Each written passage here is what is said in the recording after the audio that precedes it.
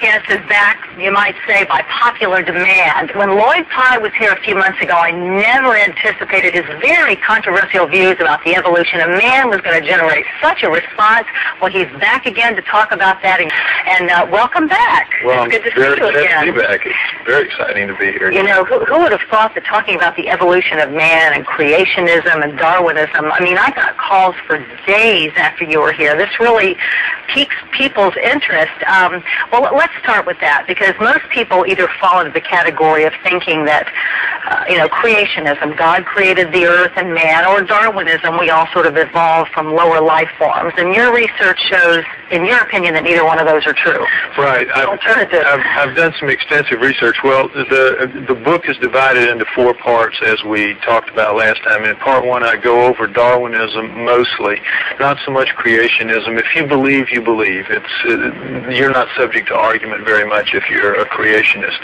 So I go after what the Darwinists say, and I show how that, in fact, they don't explain either how life came to be here or how particularly we came to be here. The evidence that they have is contingent on something called macroevolution, which is species into species. There's really no evidence for that. The creationists do make that argument, and I think they make it accurately. There is absolutely no evidence anywhere of true macroevolution, species into species. We have changing body parts, which is called microevolution. Darwinists take the microevolution and they extrapolate. They say, well, if you can have change in parts, you can have changes in the whole bodies. That's what Darwin himself said. Actually, the truth of it is, though it seems logical, it's not borne out anywhere in the record. So if we didn't evolve, then, and you don't believe that we were just plunked here, then where did we come from? Actually, no, we are a developed species now. As far as other life forms, they too are, and they do seem plunked here, actually. I call it cosmic dump trucks in my book, starting with the Cambrian explosion of about 530 million years ago. But as far as humanity goes, at around 4 million years ago, something appears called the Australopithecines. We are told that we humans evolved from these creatures called Australopithecines that later evolve into something called early homos, Homo habilis, Homo erectus, and that means man in scientific terms. Neither of those look anything like us. We've all seen the skulls and the body parts in National Geographic. They don't look anything like us. They have no foreheads. They have big brow ridges. They have large, round, nocturnal night vision eyes. They have big, wide noses. Mouths stick off their face, no chin, long arms that dangle down to their knees. In no way do they look human. So anthropologists don't argue the point. They say, you're right, there's nothing that looks human in the so-called pre-human fossil record. This is where the missing link comes in. Exactly. There's something between pre-human man and... They say we're going to find someday something that is going to indicate a transition from these creatures that existed to man, which looks nothing like them. Humans have no place in the natural flow of life on Earth. So then you have to ask the question, where did we come from? And in part 4 of the book, I deal with that, and I believe that the Sumerians, the ancient Sumerians, and what they had to say about it are correct. And what they say is that there's another planet in our solar system that was captured by our solar system as the solar system was forming. It is not in a counterclockwise circular orbit like the other natural planets. Because it's captured like a comet, it has a clockwise elliptical orbit of 3,600 years. On that planet, the Sumerians say, lives a superior race of beings known as the Anunnaki. They call the planet Nibiru.